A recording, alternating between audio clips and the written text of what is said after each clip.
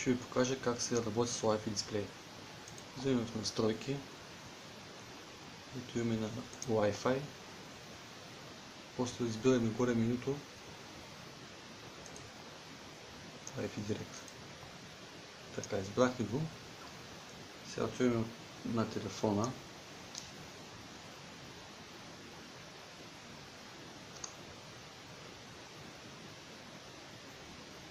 Настройки.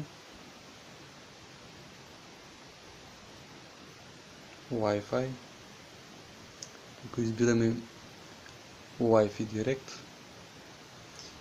и чакаме устройството да се намерят. Ето, сега излезе устройството. Избираме от тикбокса покана. Телефона също получава покана. Приемам. Оп, и се появи групата, в която трябва да се свържат.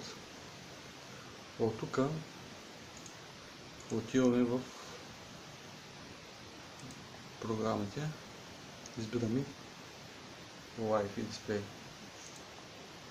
Така. А от телефона трябва да отидем на дисплей и екран за предаване. Така, активираме и се появи устройство, което търсим.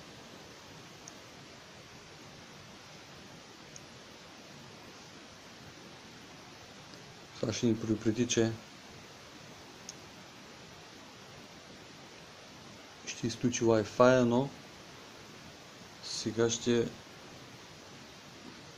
ето появи се беше дисплей. Искаме да се установи връзка и тук долу сега се появи ето вече едно и също. Натискаме Home.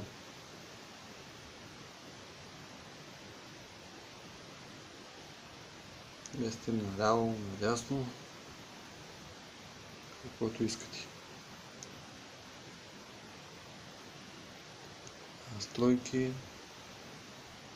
накланяте ги и всичко. Това е.